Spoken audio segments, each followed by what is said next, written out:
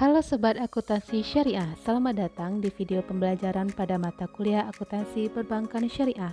Kita akan membahas salah satu akad penting dalam perbankan syariah, yaitu akuntansi akad murabahah. Yuk simak penjelasannya. Nah, pada video pembelajaran kali ini kita akan membahas pertama, konsep dari akad murabahah, kedua, rukun dari transaksi akad murabahah, ketiga, bagaimana alur dari transaksi murabahah, dan empat, bagaimana pengukuran dan penyajian transaksi dari akad murabahah. Nah, sobat sudah tahu belum apa itu akad murabahah?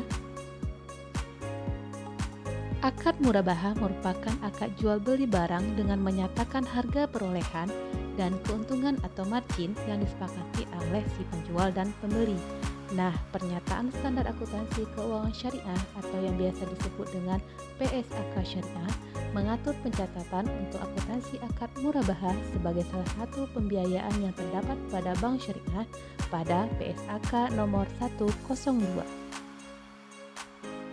Apa saja sih rukun dari akad murabahah? Menurut para ulama dan fikih muamalah, rukun murabahah terdiri dari pertama, pihak yang berakad atau yang bertransaksi, yang terdiri dari si penjual yaitu bank syariah dan juga pembeli yaitu nasabah. Kedua, objek akad yaitu barang atau jasa yang diperjualbelikan. Ketiga, sigat atau ijab qabul yang merupakan pernyataan saling setuju dari kedua belah pihak.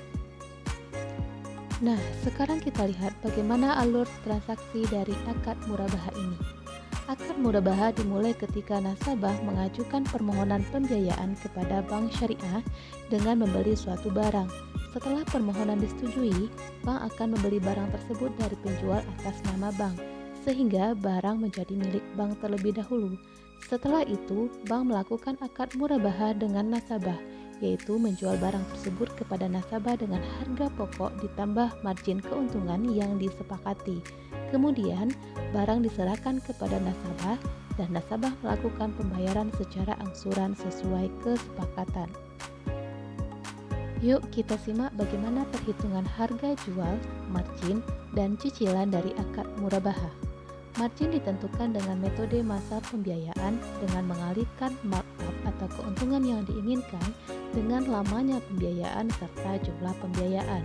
Sedangkan harga jual ditentukan dengan menambahkan harga perolehan barang dengan marginnya. Untuk cicilan per bulan dapat ditentukan dengan total piutang dikurangi dengan uang muka atau urbud dibagi dengan jumlah bulan pelunasan. Nah, untuk lebih memahami, mari kita lihat contoh kasus berikut. Dapat dilihat pada tanggal 6 Januari, Pak Ahmad ingin membeli satu unit motor merek Ford dengan harga 64 juta.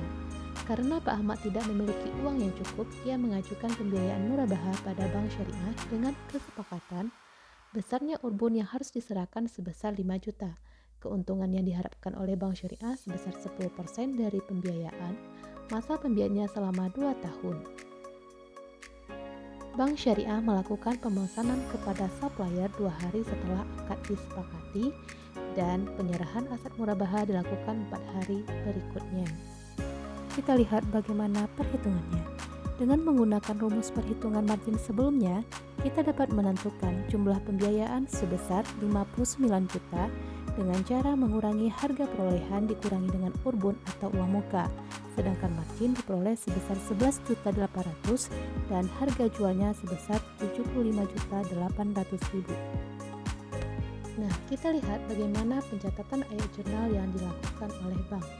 Ada 3 kondisi atau transaksi yang diakui oleh bank untuk dicatat ayat jurnalnya, yaitu saat penerimaan uang muka, saat pembelian aset murabahah kepada supplier, dan saat penyerahan aset murabahah kepada nasabah. Teman-teman dapat melihat bagaimana jurnal yang diakui atau dicatat oleh bank terhadap ketiga kondisi tersebut. Nah, kenapa pada saat penyerahan aset murabahah kepada nasabah terdapat margin murabahah tangguhan? Karena margin belum seluruhnya diterima oleh bank, margin akan diakui secara berkala selama masa pembayaran angsuran oleh nasabah, sehingga dia diakui sebagai margin murabahah tangguhan.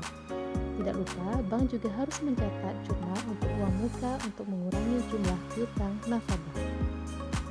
Selanjutnya, untuk menentukan jumlah angsuran yang dibayarkan oleh nasabah, kita menggunakan rumus yang telah dijelaskan sebelumnya. Maka diperoleh jumlah angsuran per bulan yang harus dibayar oleh nasabah adalah sebesar Rp2.950.000, di mana terdapat margin sebesar Rp491.697 dan angsuran pokok sebesar Rp2.458.333. Nah, maka untuk ayat jurnal yang dicatat setiap bulannya oleh bank ketika nasabah membayar angsuran adalah berkurangnya jumlah piutang murabahah dan margin murabahah tangguhan yang sudah diakui setiap bulannya berdasarkan jumlah angsuran yang dibayarkan oleh si nasabah. Nah, gimana nih Sobat Akuntansi Syariah? Itu pembahasan pencatatan akuntansi akad murabahah berdasarkan kepada PSAK 102. Demikian penjelasan kita tentang akuntansi akad murabahah. Semoga materi ini bermanfaat dan dapat menambah wawasan sobat dalam memahami praktek akuntansi syariah sesuai dengan standar yang berlaku. Terima kasih telah menyimak, sampai jumpa di pembelajaran berikutnya.